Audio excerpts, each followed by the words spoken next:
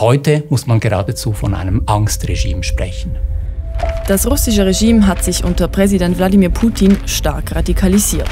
Und diese Entwicklung spitzt sich seit 2020 immer weiter zu. Für Russland bedeutet diese Entwicklung eine Sackgasse, eine katastrophale Fehlentwicklung. Wir analysieren anhand von 5 Vorfällen aus den letzten 3 Jahren Putins Radikalisierung.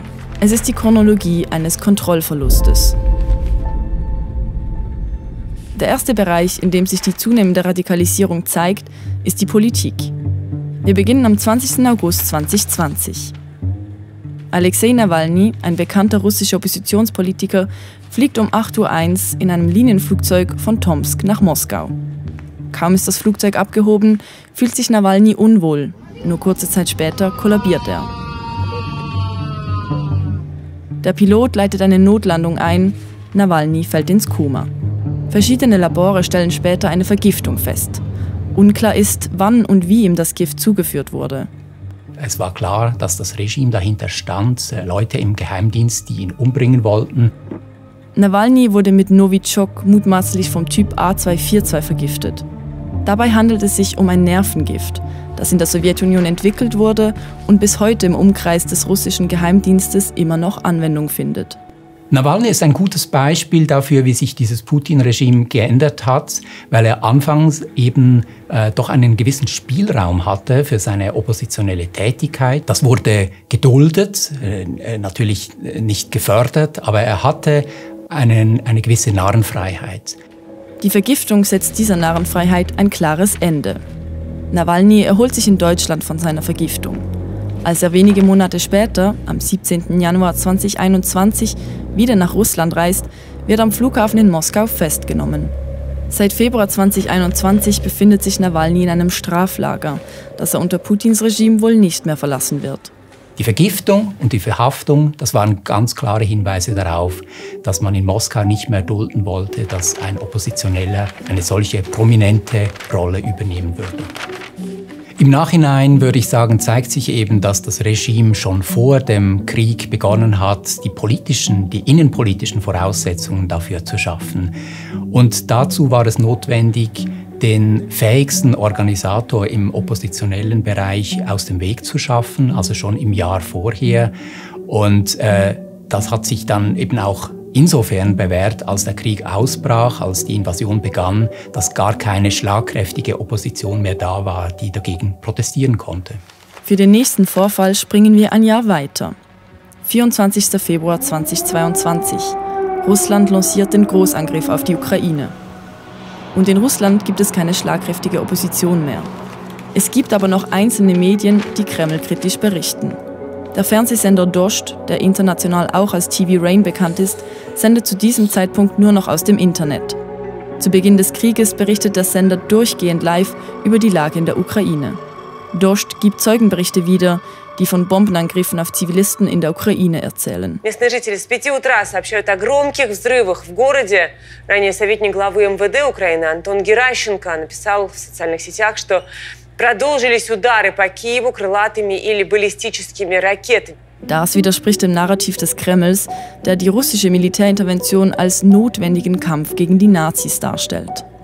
Другой возможности защитить Россию нам не оставили. Сегодня утром Владимир Путин в обращении к россиянам объявил о начале специальной военной операции по защите народных республик Донбасса. Genau eine Woche nach Kriegsausbruch, am 3. März 2022, räumt Dost sein Studio in Moskau. Der Sender muss schließen. 3 Tage lang läuft danach das Ballett Schwanensee auf dem Kanal. Den Journalistinnen und Journalisten drohen bis zu 15 Jahre Haft wegen Verstoßes gegen die Militärzensurbestimmungen. Es handelt sich um ein neues Gesetz, das angeblich gegen Fake News vorgeht. In Wirklichkeit steht jede Berichterstattung im Visier, die dem Kreml nicht passt. Dost muss wie alle anderen auf dieser Liste unerwünschter Organisationen seine journalistische Tätigkeit in Russland sofort einstellen. Ausdruck davon ist auch, dass das Regime juristische Mittel in die Hand genommen hat, um diesen Medienorganisationen das Arbeiten auch künftig im Land zu verunmöglichen. Das bedeutet rechtlich, dass man eigentlich keinerlei Grundlage mehr hat, um legal arbeiten zu können. Warum Russland nur Platz 164 von 180 belegt, wenn es um Pressefreiheit geht, ist damit auch geklärt. Das Resultat dieses Kahlschlags ist, dass nach dem Kriegsausbruch keine wichtige Medienstimme mehr da war, der die Bevölkerung daran erinnern konnte, dass dieser Krieg eine Katastrophe für Russland ist und mit sehr viel mehr Opfern verbunden ist, als das Regime wahrhaben möchte.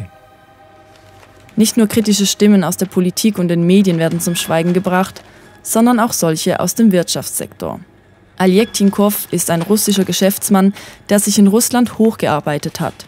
Die Tinkoff Bank ist einer der innovativsten und effizientesten Banken Russlands. Dementsprechend ist auch sein Einfluss in Russland groß, bis er am 28. Februar 2022 folgenden Instagram-Post verfasst. Jetzt sterben in der Ukraine jeden Tag unschuldige Menschen. Das ist unvorstellbar und inakzeptabel. Wir sind gegen diesen Krieg. Er verfasst zahlreiche Posts, die die russische Regierung kritisieren und immer wieder der Hashtag Нет войне, Nein zum Krieg. Wie schon beim Politiker Nawalny oder beim Medienunternehmen Dost lässt die Reaktion des Kremls nicht lange auf sich warten. Tinkoff wird dazu genötigt, seine Anteile an der Tinkoff Bank zu verkaufen. Die 35% Anteile gibt er für einen mutmaßlich schäbigen Preis ab, denn sein Vermögen schrumpft auf 1/10. Dass Oleg Tinkoff noch immer ein freier Mann ist, liegt wohl einzig und alleine daran, dass er nicht mehr in Russland lebt. Im November 2022 zieht er endgültig einen Schlussstrich unter die Beziehung mit seiner russischen Heimat. Er gibt den russischen Pass ab mit dem Kommentar: Ich möchte mit einem faschistischen Staat nichts zu tun haben. Tinkoff ist bis heute einer der wenigen russischen Großunternehmer, die sich zum Krieg in der Ukraine öffentlich geäußert haben. Auf diese Weise wurde ein Exempel statuiert. Es war eine klare Botschaft an alle Geschäftsleute im Land, an die sogenannten Oligarchen: Kümmert euch nicht um Politik, da habt ihr nichts verloren, und wenn ihr das trotzdem tut, dann werdet ihr euren ganzen Besitz verlieren. Diese scharfe Botschaft haben unterdessen alle Geschäftsleute verstanden, und es gab eigentlich kaum mehr Leute wie Tinkoff, die so unvorsichtig waren und Kritik an Putins Kriegskurs geübt haben. In Russland müssen inzwischen auch ganz normale Bürgerinnen und Bürger mit harten Strafen rechnen. Das zeigt sich am Beispiel von Alexei Moskaljow. Der Fall Moskaljow nimmt seinen Anfang im April 2022.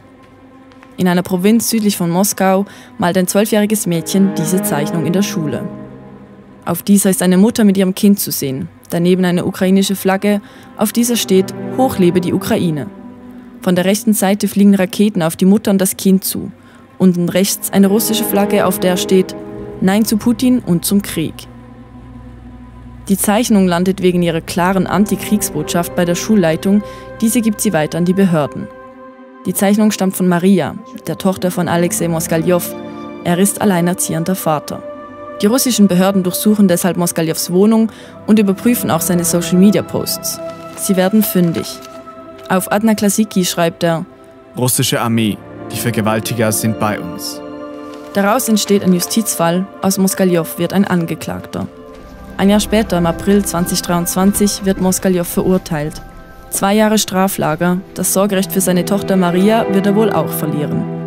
Es scheint manchmal in den Prozessen, dass eben dann auch die Justiz weiß, was sie zu tun hat, und es muss verurteilt werden, ohne jegliche Verhältnismäßigkeit, einfach um diesen Willen zur Abschreckung durchzusetzen. Die abschreckende Wirkung für die einfache Bevölkerung wird durch die Einführung neuer Strafbestände weiter verstärkt.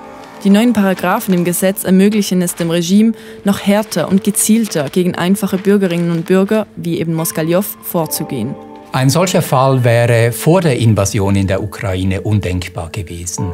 Und die Art und Weise, die Härte, mit der die Justiz und das Regime durchgriffen, sind ein klares Zeichen dafür, dass man eben jegliche Manifestation von Opposition gegen den Krieg auch unter einfachen Bürgern verhindern möchte. Und auch diese Strafe, diese harte Strafe für einen alleinerziehenden Vater notabene, zeigt eben eine abschreckende Wirkung auf andere Leute, die sich sehr gut überlegen müssten, inwiefern sie sich noch aus dem Fenster lehnen wollen und als Bürger Position beziehen wollen. Mittlerweile sind aber selbst Personen aus Putins innerem Kreis nicht mehr sicher. Das zeigt die neueste Eskalationsstufe. Am 23. August 2023 sterben 10 Menschen beim Flugzeugabsturz in der Nähe von Moskau. Unter den Todesopfern ist auch Jewgeni Prigozhin. Prigozhin war ein Geschäftsmann und Truppenführer aus St. Petersburg, der Heimatstadt Putins. Die beiden Männer kannten sich schon seit Jahrzehnten. Prigozhin leitete eine Parallelarmee, die Gruppe Wagner, und führte mit ihr die Befehle des Kremls aus. Prigozhin war ein Mann aus Putins innerem Kreis, er verspielte sich jedoch dieses Privileg. Am 24. Juni 2023 hat Prigozhin eine Meuterei gegen Moskau angeführt. Er stellte damit öffentlich Putins Macht in Frage. Gerade deshalb war es für Putin wichtig, hier ein Zeichen zu setzen und ein Signal an die übrigen Teile der Elite zu senden, dass jegliche Form von Meuterei, von öffentlich geäußerter Kritik nicht geduldet wird und daneben sogar mit dem Tod bezahlt werden muss. Prigozhin stoppte die Aktion zwar kurz vor Moskau, aber Putin verzeiht keinen Verrat. А вы умеете прощать? Да. Но не все. А что невозможно простить? Предательство. Der Flugzeugabsturz war wohl kein Unfall, sondern die Antwort des Kremls auf den 24. Juni. Das ist ein Zeichen dafür, dass sich diese Radikalisierung des Putin-Regimes offensichtlich inzwischen auch gegen Mitglieder des innersten Kreises richtet und dass Putin hier überhaupt keine Risiken eingehen möchte, sondern das klare Signal aussenden möchte, dass wer immer seine Macht herausfordert, sehr gefährlich lebt. Die Entstehung des Angstregimes um Putin war ein schleichender Prozess. Wladimir Putin war nie ein Demokrat. Er hat von den ersten Tagen seiner Herrschaft im Jahr 2000 an versucht, Gegenspieler auszuschalten, Opposition zu ersticken. Und trotzdem sehen wir in den letzten Jahren eine deutliche Radikalisierung. Befeuert wird das Ganze selbstverständlich noch durch den Krieg. Damit ist ein Teufelskreis in Gang gekommen. Putin hat gar nicht eine Möglichkeit, den Krieg in der Ukraine zu beenden, weil er damit sich erst recht scharfer Kritik aussetzen müsste. Weil aber der Krieg schlecht läuft, kommt er innenpolitisch unter Druck und muss sich immer wieder erklären und muss Opponenten ausschalten. Das befeuert wiederum die Radikalisierung. Aus diesem Teufelskreis kommt Russland vorderhand nicht heraus und das bedeutet auch, dass eine Lösung für den Krieg in der Ukraine auf absehbare Zeit nicht erkennbar ist. Putin setzt alles daran, hier auf Zeit zu spielen und mindestens nicht als Verlierer dazustehen. Wir haben schon zahlreiche Videos über Russland und den Ukraine-Krieg gemacht. Wir haben uns zum Beispiel gefragt, ob die Sanktionen gegen Russland umsonst waren. Die Antwort geben wir euch in diesem Video hier. Und falls dir dieses Video gefallen hat, gib uns doch einen Like und abonniere unseren Kanal.